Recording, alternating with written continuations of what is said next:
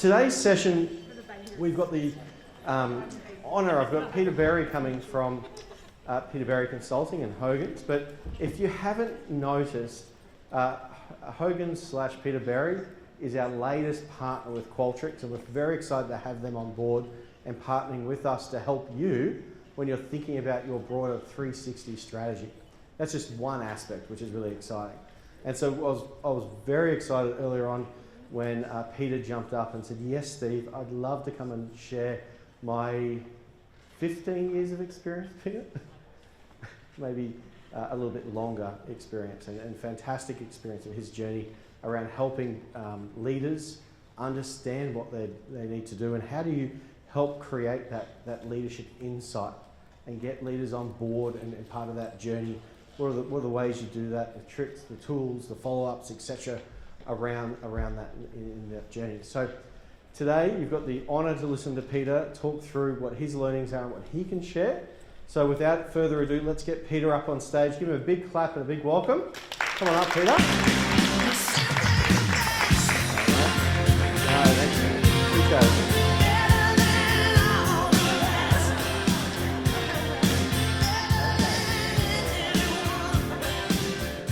A bit of Tina Turner. Steve asked me for a bit of a song, and I remember my wife and two gorgeous daughters were in London 3 or 4 years ago, and we went to the show. Anyone been to the show in London? It's an awesome show, and it's coming to Sydney in a few months' time, so you've got to go and see it. Simply the Best is just an introduction to our new partnership with Qualtrics around the global use of the Hogan360. We're so excited. It's been about 5 years in the making, talking, but it's a pleasure to work with you today. So that's the subject of my talk. By going to some of the sessions, I've noticed that you've got to make it interactive and have a bit of fun. So I want you to repeat the following words after me. Leadership drives engagement. Engagement drives performance. So let's get busy and measure and improve leadership effectiveness. There you go. That's my talk. Thank you very much for sort of coming along today, and we can get cracking there. Simply the Best. We've been a customer of Qualtrics for about 6 or 7 years. We think they're a fantastic organisation. We love their platform and we love working with them. And I had the pleasure of visiting Salt Lake City to visit their headquarters earlier this year. It was most impressive. PBC, my company, Peter Berry Consultancy. Anyone use Hogan Personality? Are you familiar with it? Yeah, look at those beautiful hands. We are the Australian distributor, and together with the Hogans, we've designed the 360. So we've got the personality of the 360, and my favourite quote is, there's no place to hide. Once you've got those 2 data points, you've got everything you need. So we bring the science of the 360 to the platform of Qualtrics, and we think we've got a brand new 360. I've got my head of research sitting in the audience today, and the two of us have done nothing but for the last 18 months but improve the science and validity and benchmarks of the 360s. We're very proud of what we got. So here's my little talk. This is our model, and I love the KISS principle, keep it simple, stupid. We believe leadership drives engagement and engagement drives performance. We're going to show you the data in a moment. But does that intuitively make sense to you? Can you relate to that? And of course, we all want the bottom line performance. So investing in leadership should be aimed at a return on investment. Gallup research, and there's different research in the world, the statistic here is staggering. 70% of the variance in engagement comes from the direct manager. So you've got a CEO of an executive team, 70% of the impact on the performance and culture of that team is coming from that one individual. Then you go to teams 2, and it's that team 2 leader that's driving the impact. So leadership is consequential. Luckily, it's measurable and improvable. All right, so who in this room takes leadership very seriously? You know, you focus on it, you improve it, yeah, good. We're all part of the family here.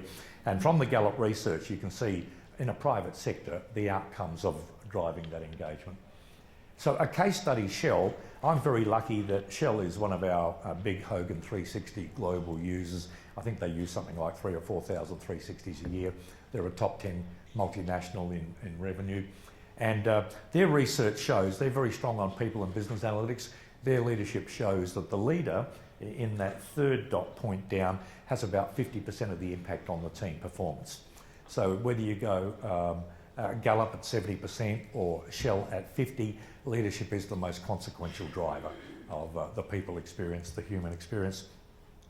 What we found with Shell even moving the needle 1 percentage point on engagement, just one, like getting it up from 74 to 75 or whatever like that, there was a significant improvement in safety, an improvement in turnover, an improvement in the customer experience, and even the financials. So it's the whole balanced scorecard that you get there.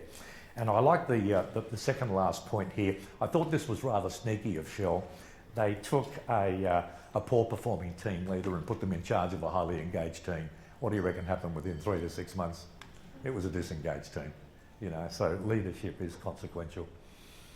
My key learnings, when I was talking to Steve about this presentation, he said, Peter, you've been doing 360s for 15 years or 20 years. If you had to sort of point out some of the key talking points, what would it be? I don't think you can seriously improve the EX experience or data without a 360. Who's currently using 360s in your organisation? You know, yeah, okay, good. You've just got to have that data. I mean, Dr. Hogan is a very good friend of mine. He's 84, living in Florida, the guy behind the personality assessments. And he said, personality is brilliant for selection and development. You want to capture that snapshot at a point in time, use the Hogan360. That's really the baseball bat experience. My strengths, my opportunities, what is my reputation from boss, peers and direct reports. Self-awareness. There was a young gentleman called Aristotle many years ago said self-awareness is the beginning of all wisdom. Isn't that just so true today? And then I add self-mastery, you know, leveraging my strengths, working on my development opportunities to become the best version of myself, to become the best version of me that my boss and my team want. And it all starts with a 360. Who's ever seen a manager that was clueless? Anyone ever worked with someone that was a bit clueless? And of course, you know, they're expecting a fantastic 360 and it doesn't quite turn out that way. And that's what the 360 does. It measures how did you score yourself versus what did everybody say. Self-awareness and self-mastery. This third one's a little bit interesting, may be provocative. In business, do we often measure in the private sector revenue and EBITDA? Yes or no? Do we set targets? What about in a dangerous industry? Do we have safety targets? You know, what about poor old Qantas at the moment? You know, punctuality as well as safety. How come we don't set standards for leaders on a 360? I can't believe it. If leadership is so consequential, why don't we have a data? So guess what Shell's done? Shell have now set, after using our 360 for 5 years, a target of the 75th percentile. You with me? Because our 360 gives you a score on a scale of 1 to 7, and we've got cut-offs at the 10th percentile, 25th, 50th, 75th, 90th and 100. So does that make sense to you? Why not have that in your business plan? Why not have there? That's the aspirational goal. And then just like, you know, ANZ releases its sort of engagement data, maybe we'll get to the point one day we open up a list of everybody's score on a 360. You know, it's their moment of truth. Anyway, I'm getting carried away here. What about bottom 10 percentile managers? Who's ever worked with a manager who was a jerk? You know, toxic and bullying and no people skills. Yep, they're everywhere, aren't they? You know what we should be doing? There's 90 days to improve or remove that person. That ought to be in the strategic plan, the HR plan, and away we go. I'm sick of working with clients that do the 360. They're really sophisticated, but they won't use those bottom 2 points. It's just a bridge too far for some silly reason. Okay, disengagement. All the global survey providers show that 1/3 of people are disengaged, 2/3 are engaged. Now that's a shocking statistic, isn't it? So we've all got to move the needle on engagement. We've all got to be absolutely serious about engagement. Now here's a little bit of a clue. Of the 1/3 that are disengaged, you've got to follow the maths. Half are still good citizens. They'll sort of work 9 to 5 and keep their nose clean. We all know those. But the other half, meaning 1 in 6 of your total population, guess what they do? They drink vinegar for breakfast. They suck lemons for morning tea. They have a complaining victim disposition. Who's ever seen Fred complaining and whinging and moaning and carrying on? Yeah, we've all got them, you know, so... and it obviously destroys the whole culture if you've got Fred in your team, doesn't it? I hope there's no Freds in the room. All right, this is our little model of leadership and the engagement. We call it LEAP. It's an acronym: Leadership, Engagement and Performance. If I get the chance to work with the team, I love to work with the CEO and the executives, or that could be a divisional business or a geographic business unit. I like to do 3 things. Where's your leadership improvement, measurement and effectiveness? Both individual leaders and the leaders of the team. All right? I actually believe, here's one of my best quotes, leadership is about results, teams deliver results, judge the leader by the team. Fair? And when I'm coaching, you can see the penny drop. Leaders go, oh my God, it's not about me, it's about my team. And all of a sudden you've got buy-in as to what they need to do. So that's the first point, measuring and improving leadership and teams. The second point is aligning it with strategy. What's your 1 year plan, your 3 year plan? What does winning look like for the next few years? Do you have a plan on a page? Keep it simple, you know, that high level executive summary. Do you have a rigorous quarterly planning cycle? You know, the 90-day off-sites, you know, the strategic team building. If you don't have that discipline, you're just transactional firefighting, crisis management for the whole year. So you've got to get up on the balcony sometimes to look at the dance floor. The third one is the people component, hire hard, manage easy, the onboarding honeymoon experience. The young ones want the career and development opportunities. Who's ever seen that? You know, who's ever been asked by a young person, what can you do for me? Anyone had that experience, you know? Peter, when are you retiring so I can have your job? This is from a 28-year-old. You know, okay, all right. So you've then got to align the people side. Now, what a lot of organisations do is they do leadership in isolation from strategy and people. We send people off to a leadership program. Or we do strategy in isolation from people. People never get to see the KPIs, the purpose, the strategy. The big trick is to align those three. That will give you better generation of reports across the bottom line. Is that model making sense to you? All right, and I'll give you this extra slide. This is brand new, just for Qualtrics. It's the combination and alignment of the middle three that drive EX. You got me? So if you're serious about EX, you're serious about employee engagement, just think about this little model here. And does your organisation align those three legs of a stool? Because if you don't align those three legs of a stool, the stool's going to fall over. You're in trouble. Okay, leadership. I've got a little bit of grey hair. Not that I've got much grey hair left, but for 25 years I taught at the Melbourne Business School, teaching executive education, and that was great, working with a lot of executives. So this is what I've learned about leadership. Leadership is consequential, measurable and improvable. It's at least 50 to 70% of the impact on a team. The team should be the brand of that leader, and they need to take that point very seriously. Who's ever heard with this one? 80% of your problems in life are people issues. Who reckons it's higher than 80? Yeah, I know, only 80, some CEOs tell me. You need to balance soft and hard skills. You've heard that language before. Our 360 measures 50% soft skills and hard skills. We've understood this for a long, long time. So here's your soft skills, here's your hard skills, and you know, it works out your journey of improvement. Technical role, you need to be a good manager and a good leader. Who's familiar with John Cotter? You know, at the heart of change and leading change. He's got this fabulous definition of, at any leadership level, you need to be a great manager and a great leader. The manager is running the trains on time. The leader is creating the future of transport. And that's how we've got to look at our leadership programs. You know, we want them to be excellent at the operational and service day-to-day functionality, but they've got to be big picture. Technical roles can be different from leadership roles. Who in your organisation streams people that are going to be people managers? But then the highly technical, cognitive, perhaps go off on a different stream. And then I'm going to come back to that last point shortly. Right, here's my 1 minute of wisdom on strategy. Purpose, strategy, business plans and values need to be clear, and the best way of doing it is to have it on a single page. Can you envisage that? There's our purpose statement, like Queensland Fire Brigade, we save lives. It took them 3 years to get that down to 3 words. Fisheries Department in Melbourne, fish forever. Ritz-Carlton, we are ladies and gentlemen serving ladies and gentlemen.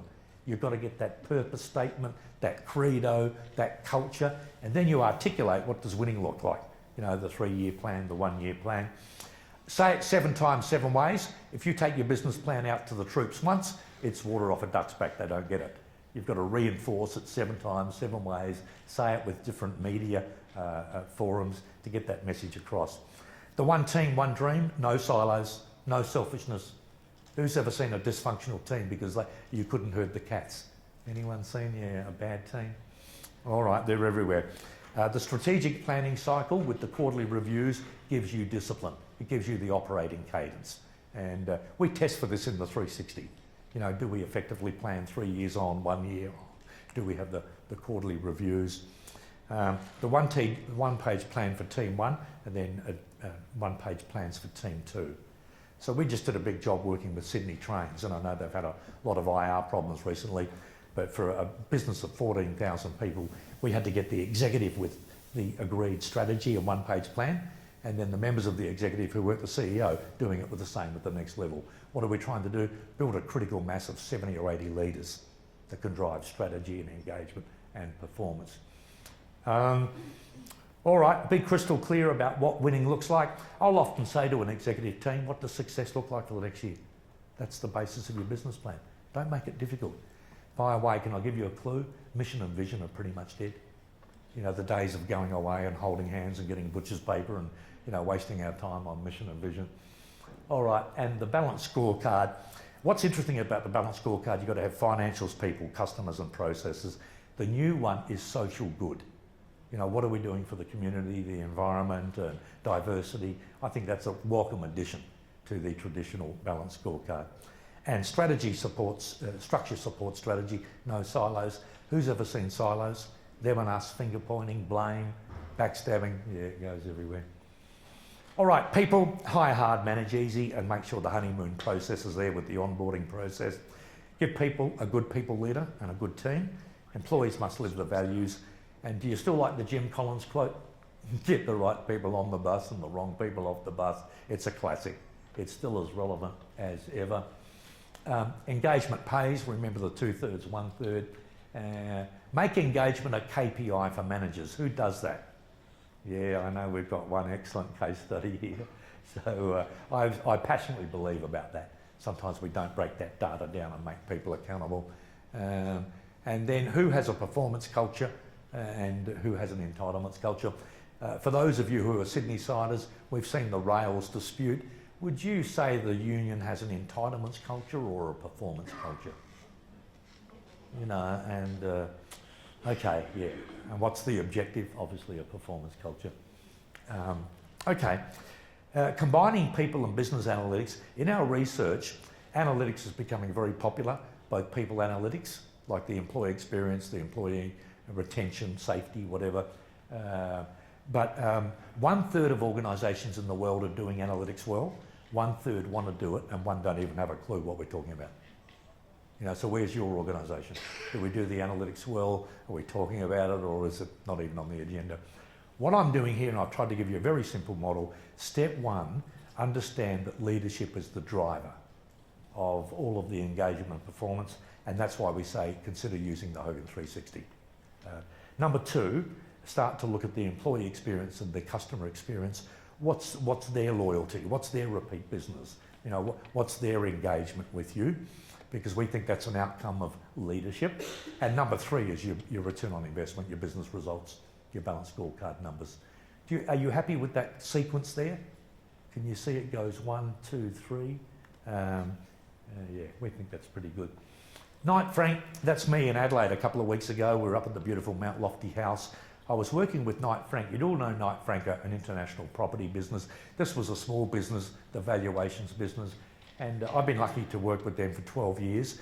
They take the whole model very seriously. So they're in their business plan, it's all about employee engagement, customer satisfaction, financial performance. So first of all, they take it seriously. They do spend money, and I want to show you the results. The 2 top leaders of the business in South Australia both are achieving top 10 percentile 360 data. Is that good news? The top 2 leaders are obviously role models. They then do a high-performing team assessment of the executive team, top 10 percentile. They do employee engagement, customer satisfaction, top 10 percentile. Because they're part of a global company, they had their financials assessed independently. They were in the top 1 percentile for their industry. So that's my strongest case study. The best case study I can give you is, you know, this. So Shell do it, this huge multinational, and little Knight Frank do it at that business level. The 360, we're very proud of our 360. I've had it going for 20 years. We think it's probably ticks all the boxes compared to our competitors. It's got the validity, reliability, the benchmarks. We've got industry analysis, data from CEOs down to team leaders. It's in 23 languages, 30 countries. So this is the robust nature of the data that we have. So you can see some of the statistics there. We've currently got 29,000 managers that we've assessed in our database. It's in 24 languages. It's used in 30 countries. And we're just so thrilled to be a partner of Qualtrics in launching this sophisticated 360 to enrich your offerings and choices if you're looking for a 360. So lots of data. Now I want to share some research. Who likes research? Anyone like secret insights into the data? So what we did is we looked at C-suite executives, so your top level of executives who were up at the 75th percentile or in the top 25th percentile for 360 data. There's 4 distinguishing features here, and they are achievement focused. They're pushing for results. They are strategic, thinking long-term and innovative. They're inspiring, they're motivational, they create the engagement, and they're emotionally intelligent. We're lucky that these competencies can be learnt. You could do this for a high potential program or a middle managers program, or it could be coached.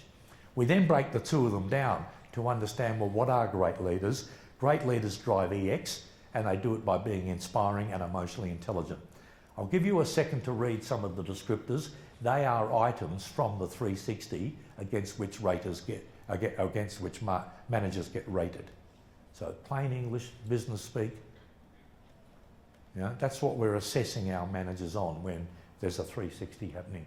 How would you rate yourself on some of those? Could you see that some of those might be strengths or some are opportunities?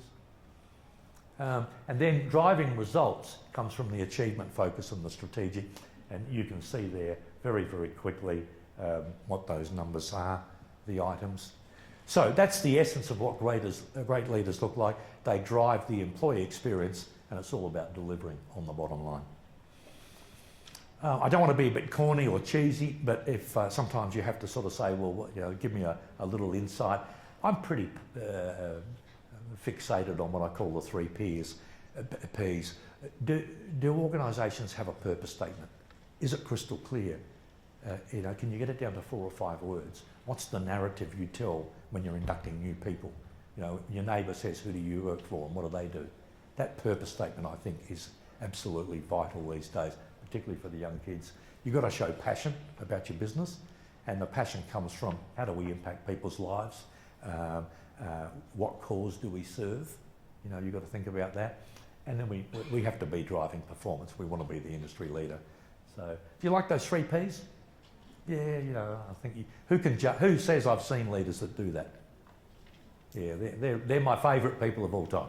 They're the ones I really love.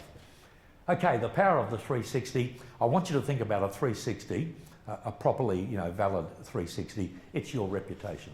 Is a reputation of a manager important? It's their brand. It's their most important asset. You know, so the 360 measures it and tells you how to improve it. Secondly, by measuring your reputation, we do give you the key to self-awareness and self-mastery. Otherwise, you're making it up. If you're not assessed by 10 to 14 raters and you've got robust data, you haven't got a clue what your roadmap to improve it is. Improving reputation is connected to employee engagement and achievement of KPIs. All the research shows that. And it's about becoming the best version of yourself. So can I have your eye contact for a moment? Why wouldn't we want to give leaders the opportunity to become the best version of themselves? And the 360 puts it right on the table. Then they've got to ask, are you self-motivated to improve? Will you put in the deliberate practice? How will you measure your progress? What support do you need? And they're up and running. Strong social skills rule. Does anyone read the Harvard Business Review occasionally? You know, I make sure I'm across it just so I can keep talking to CEOs and bluff them that I know what I'm talking about. And in the July-August edition, there was a beautiful piece of research from Russell Reynolds in collaboration with the Harvard Business School. Number 2, mentions of hard skills in job descriptions for C-suite is going down. Number 3, mentions of soft skills in the job description is going up. The definition of soft skills is self-awareness, listening and communication skills, and diversity. So they're the new trends. And number 5, artificial intelligence is doing a whole lot of the hard stuff, so that's why we can focus on the soft. And the Harvard Business Review said we're not doing enough in MBA programs or coaching on the soft skills. The Hogan360 model, I want to introduce you to a competency model that we have. It's the most robust in the world, 62 competencies. You can write any job profile, a truck driver or a salesperson or a flight attendant, and you can have different levels of management. What does a team leader need to show? What does a manager and a CEO need to show? If any of you would like to talk to us about competencies, we're the experts.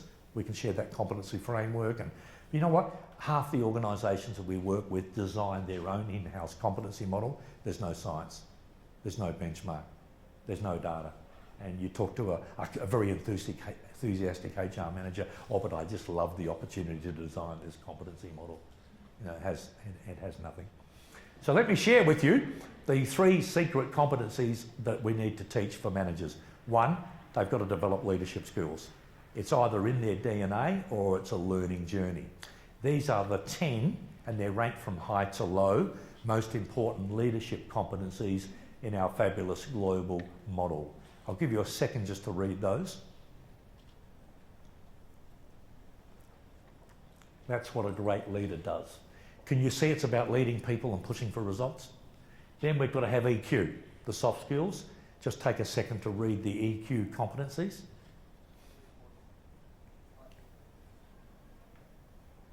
It's about positive attitude and it's about relationship skills. Do you love the plain English there? I think it's just unique, the Hogan competency model. No one in the world can match it. And then you've got to have conscientiousness. If you're a pilot or a surgeon, do you think conscientiousness is important?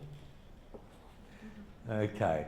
And at various levels of management, you can say, well, how much does the CEO need? How much does the CFO need? So do you like that little model? They're our competencies. That's what we've designed our 360 off of. You know, the world's best data that we can get. Coaching trends. Coaching is growing. They're normally 6 to 12 month contracts. There's normally personality and 360. For senior managers, the coaching is done externally. For middle managers, it's done internally. And 12 months on, you're looking for a return on investment or a second 360. The coaching priorities. When organisations spend money on coaching, they're building executive presence, they're building emotional intelligence, they're building influencing skills so you get results through others, and they're teaching vision and strategy. So they're the meta competencies that people are spending money on around the world. And of course, a good 360 will tell you what's your baseline in those areas. The 360 market is growing. Old school, 10 years ago, you get the 360, no one else gets to see it, your manager doesn't see it, there's no development plan. These days, it's a holistic HR tool. I've even got clients using it for salary reviews, identification of high potentials, any coaching program. 50% of organisations are using 360, 50% are not. But I see that number growing. The advantages of our Hogan 360, we like to think that it's very sophisticated, a 7-point scale, better than a 5-point scale. You get the manager to self-assess, then you've got the assessments from peers, direct reports. We have the technical manual to back it up. We do have global benchmarks, different industry analysis, and we have a written comment section. Strategic, if I had to give you a couple of thoughts to take away, the 360, the Hogan, is a very powerful tool for measuring employee effectiveness and driving the EX. Employee engagement, your goal should be top quartile, and turnover less than industry standard. Retention and engagement and leadership scores should be in your business plan, and purpose matters. So, for further information, where do we go from here? Has anyone had a coffee today? What was the signage on your coffee? Because I'm paying for it. Did anyone see it was a Hogan 360? And now you've come along to learn about the Hogan 360. So I want to shout you another coffee. But come downstairs to our stand. We will give you all of our white papers about what the best leaders look like, the advantages of the Hogan 360, my book, the CEO checklist. We'll even give you a bag to put all your goodies in. And can I just say how excited we are to partner with Qualtrics, who are a brilliant organisation, and we think we're going to have a new offering for clients to give you a choice about potentially using that Hogan 360. So, thank you so much. All right. Peter. You're always so amazing and straightforward. I didn't want to prep the group around your straightforwardness in case they see how that was, but I think you'll see there was a heaps of learnings that you took through. One thing I just want to really call out first, quick thank you. as always, mate, coming along. Thank you. Second thing, if you haven't picked up, what's going on here is with Qualtrics, obviously we've got our 360-degree platform, which is a generic tool that sits under the platform for anyone to go and do 360s. We've done a massive partnership with Hogan's and Peter Berry around getting their methodology to sit over the top of that, so that if you're wanting to use the Hogan's 360, you can do that now within the platforms, a goal around that, right? There's all sorts of different 360s you might be using as you're going on that journey, but that's now available for you as a Qualtrics customer to go and play with, and you go over and talk to the booth, talk to them about what's going on and how that can incorporate into your broader 360 strategy, or more importantly, as Peter, you mentioned, our leadership strategy, because leadership is ultimately the biggest impact on our employee experience, and we know that's where we need to go and spend our hard-earned time, effort and energy to go and shape our EX strategy. So again, please give Peter a big thank you for coming in this afternoon, and you'll be at the booth? Yes. Pouring coffee for us? No. Exactly.